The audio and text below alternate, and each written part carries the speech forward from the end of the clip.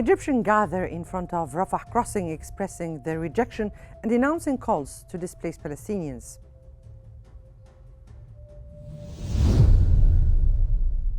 Israel to release 90 Palestinians while Hamas will release 3 detainees on Saturday. And the WHO welcomes planned medical evacuation of 50 patients through the Rafah crossing tomorrow on Saturday.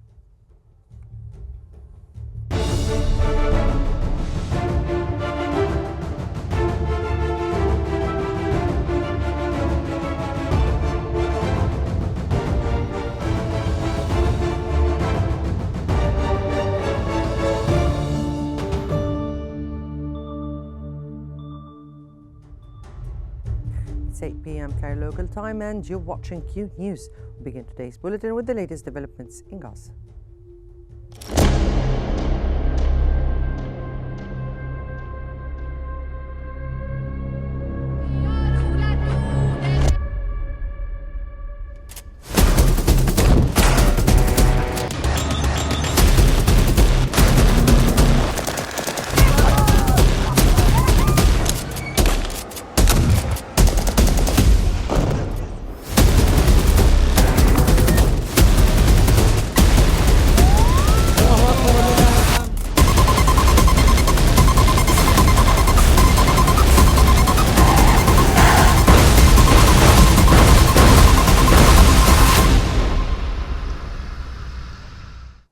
Egyptians have gathered in front of Rafah crossing expressing their rejection and denouncing calls to displace Palestinians.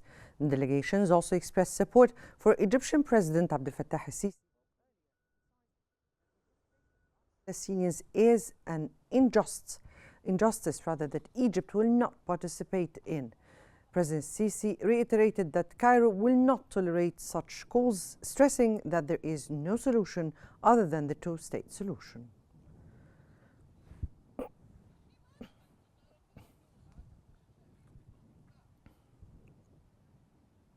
Hamas has released the names of 3 Israeli detainees who are set to be released on Saturday, February the 1st. The detainees are Afr Calderon, Keith Sigal, and Yarden Bibas. Israeli authorities have previously expressed concerns about the safety of Sherry Bibas and her 2 sons, aged 4 years and 10 months.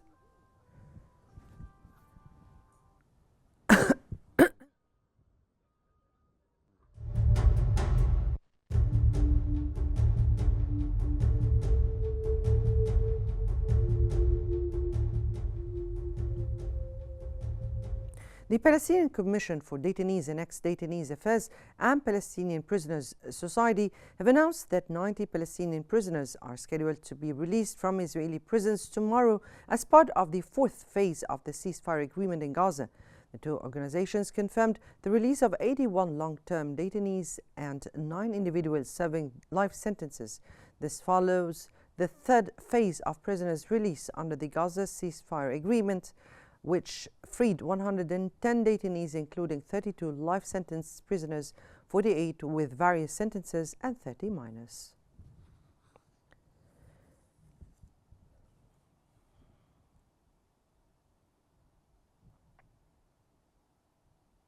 For more analysis, we now move to Salma Marwan in our newsroom. To you, Salma. Thank you, Mona. And for further analysis, we're joined from Ramallah by the Fatah spokesperson, Ahmed Fattouh. Mr. Ahmed, thank you so much for joining us on Qnews. And first off, what does the exchange of Palestinian and Israeli detainees mean for the broader peace process in the region? Thank you for having me. Of course, the release of prisoners is a national demand because all Palestinian prisoners deserve their freedom. They deserve to live free like all other people around the world. And political prisoners is a Palestinian demand that they all be get released.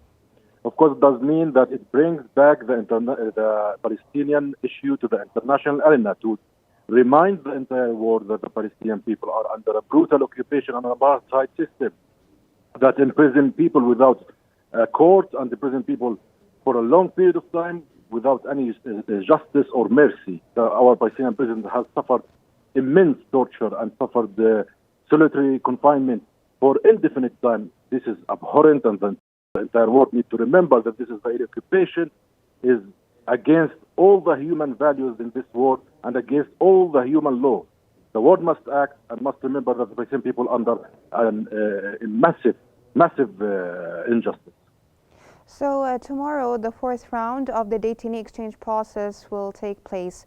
What can we expect from tomorrow's detainee exchange? Will it proceed as smoothly, or will there be delays like we witnessed last night?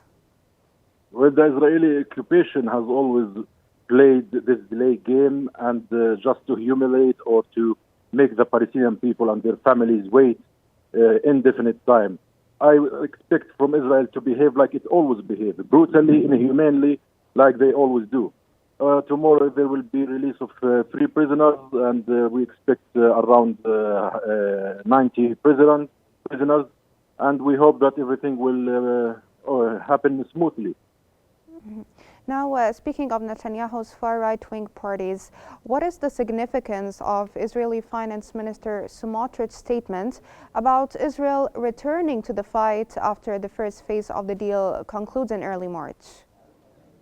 This is what we fear since the beginning of this ceasefire. They have, in many occasions, announced that they want to resume the war after phase 1. Of course, it demands from the international community and the mediators to put all pressure and assert all political and financial pressure in Israel to stop this catastrophic threat. Resuming the war on a city that is decimated with 2 million displaced human beings, with a destruction, massive destruction, whipping out the north, whipping out the south, and whipping more than 70% of the Palestinian residents in Gaza is a catastrophe, is a slaughterhood, and the world needs to stop Israel immediately from doing this. Of course, Smotrich, an ultra-right, racist, religious Zionist who does not look at the Palestinians as human beings, must be confronted from the world. This kind of mentality must be removed from the entire political arena, and Israel must be held accountable for its crimes and must be stopped and confronted by the international world and everyone who care for the human rights and for justice. Now, sir, from your point of view, could the detainee exchanges lead to a broader de-escalation of tensions in the region, or are they more of a temporary solution? Yeah, could you repeat the question, please? Could the detainee exchanges lead to a broader de-escalation of tensions in the region, or are they more of a temporary solution? It's a temporary solution, unfortunately, without a comprehensive political solution. To end the Israeli occupation, to end the apartheid, it will not be enough to stop the cycle of war and the cycle of invasion by Israel. Israeli plans is pretty clear. They want the occupation, they want apartheid, they want to keep persecuting the Palestinian people. There is no nation in the world would accept to live under persecution and in slavery. The only solution forward is the war to implement the two-state solution and tell Israel to withdraw its forces from the Palestinian land. This would pave the way into a Palestinian state, independent and sovereign Palestinian state, which will lead into a sustainable peace. Without a political comprehensive solution, it's not enough. Of course, it's welcomed and highly welcomed the release of prisoners, but our prisoners are released into an apartheid system. They are released into a place under occupation, under brutality. Just today, the Israeli occupation were harassing the Palestinian prisoners who were released yesterday and preventing them from celebrating with their families for their freedom, or to see the people around, and taking abusive policies against them. This needs to stop. Israel is not known for their respect to the international agreement or nor for its respect for international covenants. We don't have any guarantees that they won't rearrest the Palestinian freed prisoners.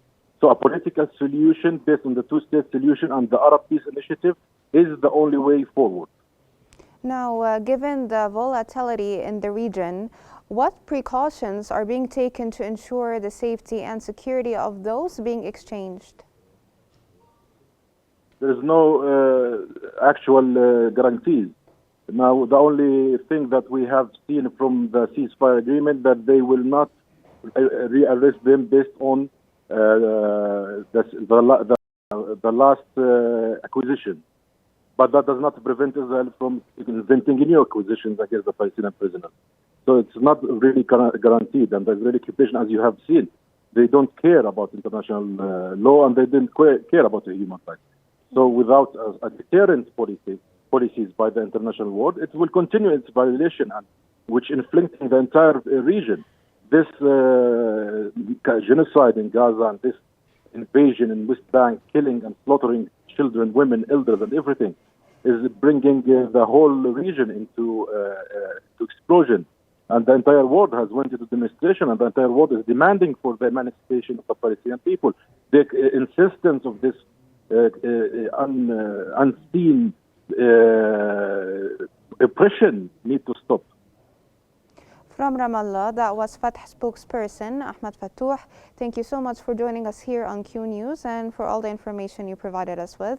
And now we're going to move back to Mona in the studio.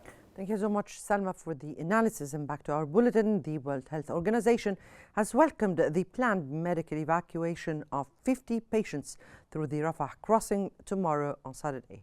The WHO said it estimated 12,000 to 14,000 people still require medical evacuation outside Gaza. The organization hopes the process could be accelerated under the ceasefire that began on January 19th.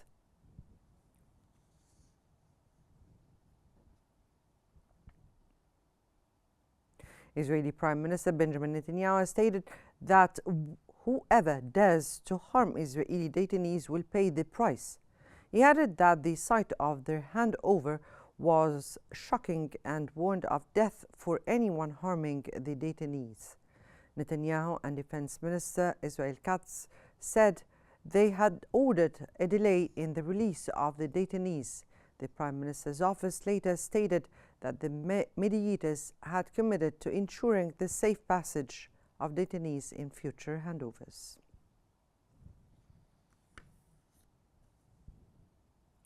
Israeli Finance Minister Bezalel Smotrich has stated that Israel would return to the fight once the first phase of the deal concludes in early March.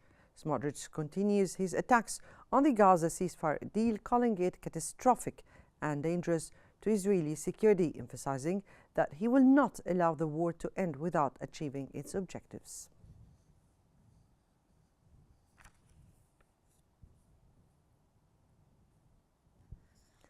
The foreign ministers of the UK, France and Germany have expressed grave concern over Israel's legislation banning contact between Israeli officials and the UNRWA and prohibiting its presence in Israel and East Jerusalem. The foreign ministers of the UK, France and Germany urged Israel to uphold its international obligations and ensure unhindered humanitarian assistance to Palestinians. They called for cooperation with international partners, including the UN, to sustain UNRWA's operations, emphasizing that no other entity can replace its services. The ministers reaffirmed their support for UNRWA's mandate and its vital role in Gaza and the West Bank. They also endorsed the ceasefire agreement and the increased humanitarian aid reaching Gaza, committing to work towards a two-state solution.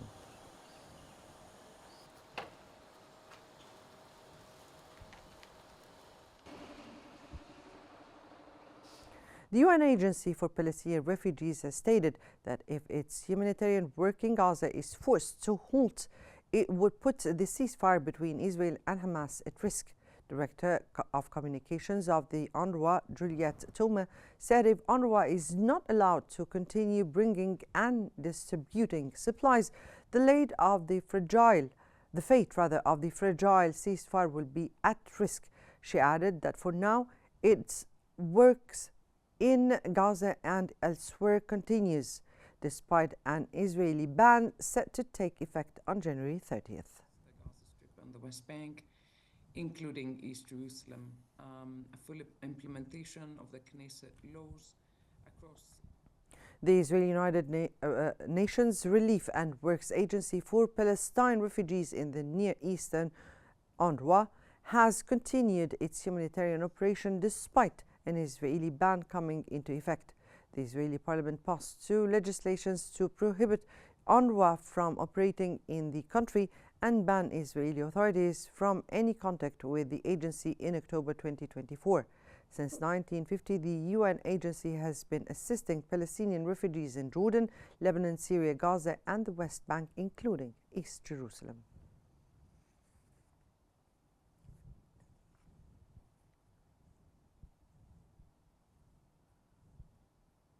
Israeli occupation forces have continued their military assault on the city and refugee camp of Tulkarm for the 5th consecutive day. Israeli forces detained 5 young men after besieging 2 houses in the city, accompanied by heavy gunfire and low-flying drones. Live ammunition and sound bombs were fired, sparking clashes but causing no injuries. Meanwhile, Israeli forces continued their siege of Thabit Government Hospital and Al-Asra Specialist Hospital, taking over nearby buildings and obstructing the movement of ambulances and medical personnel with searches and interrogations.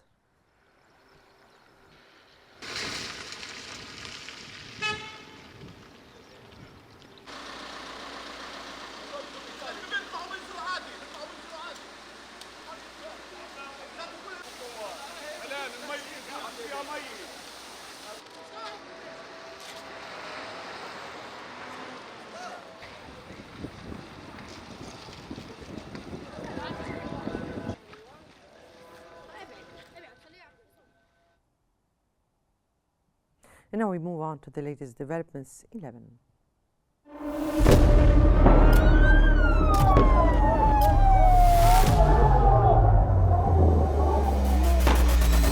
كل المستهدفين هن مدنيين.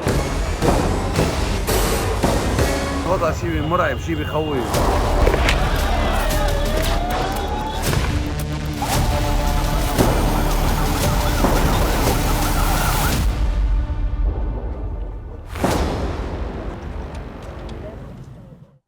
Lebanese President Joseph Aoun has told Egyptian Foreign Minister Badr Abdulati that Beirut is committed to Israel's withdrawal from the country by February 18th. Aoun told the Egyptian minister that Lebanon rejects any delay under any pretext. Israeli attacks on eastern Lebanon overnight killed 2 people and injured 10.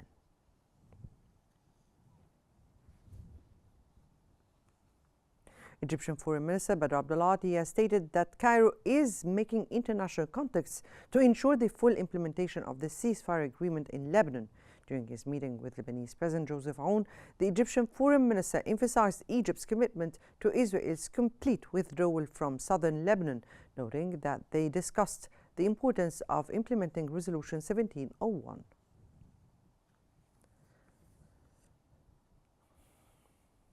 Israeli warplanes have cut the main road linking the Lebanese town of Tufail to the Syrian town of Asl al-Ward in the western Qalamun region, following an airstrike carried out in the early hours of this morning. The strikes created a 7-meter deep crater, completely severing the road. Additionally, power transmission poles were damaged, disrupting electricity supply lines between Syria and Lebanon.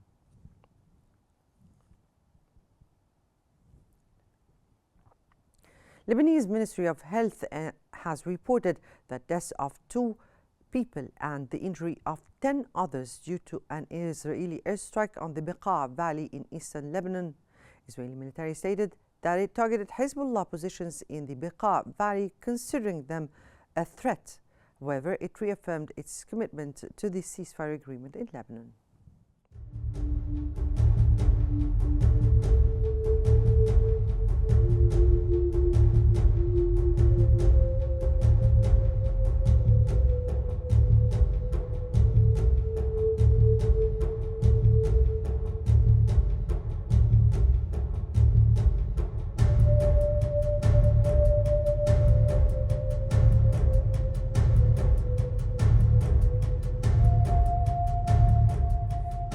Syria's newly appointed President Ahmed al-Shara has said that he will form an inclusive transitional government representing diverse communities. Al-Shara said he will form a small legislative body to fill the parliamentary void until new elections are held, after the Syrian parliament was dissolved on Wednesday. He also stated that in the coming days he will announce the formation of a committee to prepare for a national dialogue conference which will serve as a platform for Syrians to discuss the nation's future political program.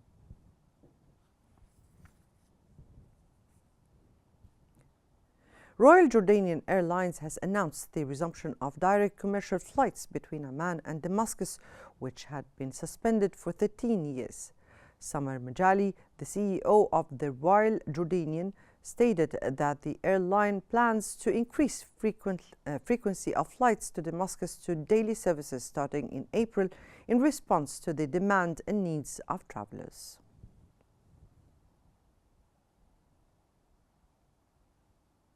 And now we move on to the latest developments in the United States in President Donald Trump's era.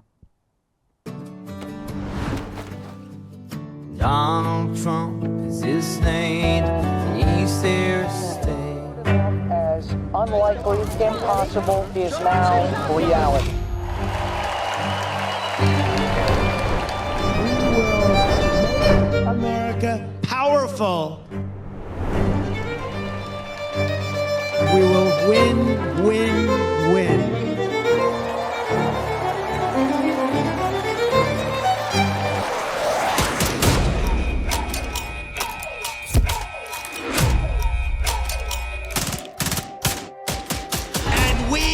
Will make America great again.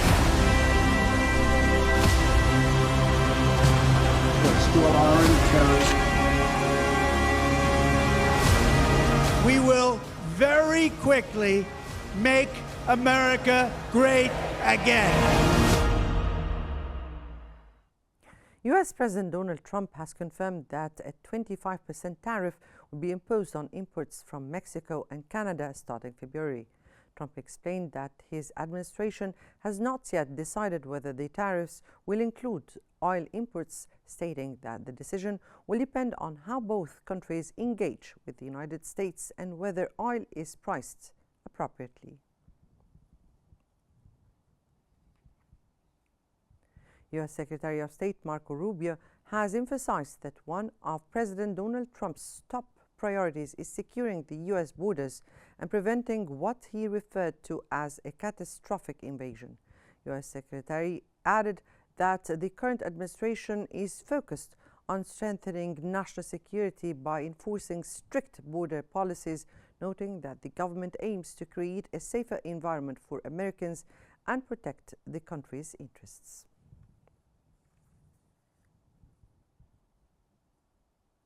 Condolences have poured in after the passing of more than 60 people in a plane crash in Washington, D.C.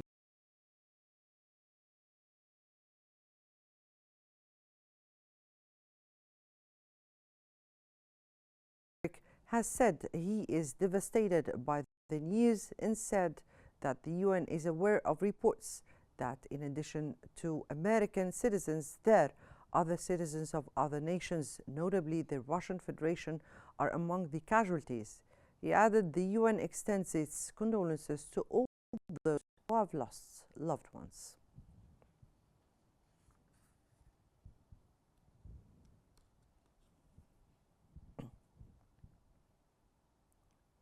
Russia has condemned an order by U.S. President Donald Trump to build a new missile defense shield, saying it was designed to weaken Russia and Chinese nuclear deterrence. Russian Foreign Ministry spokeswoman Maria Zakharova said Russia saw the move as confirmation of the U.S. intention to turn space into a theater of military confrontation. Trump signed an order on January 27th for the implementation of a next-generation U.S. missile defense shield against ballistic, hypersonic cruise missile and other forms of aerial attacks.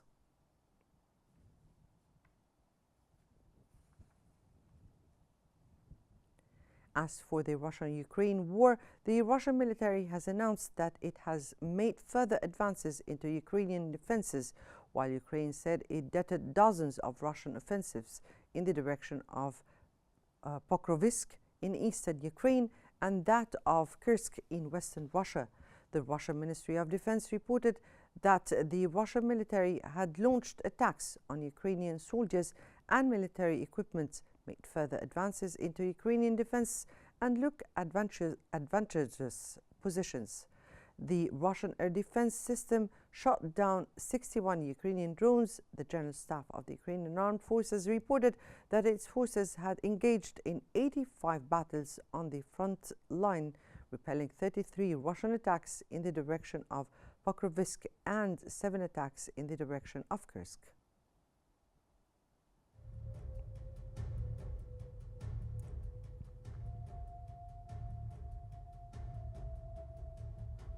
That brings us to the end of our news bulletin. Here is what we've been covering. Egyptians gather in front of Rafah crossing, expressing their rejection and denouncing calls to displace Palestinians. Tomorrow, Israel will release 90 Palestinians, while Hamas will release 3 detainees. And the WHO welcomes planned medical evacuation of 50 patients through the Rafah crossing tomorrow.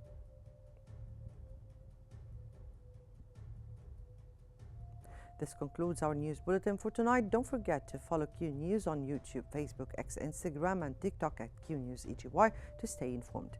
Many thanks for watching and stay tuned for more updates on Qnews.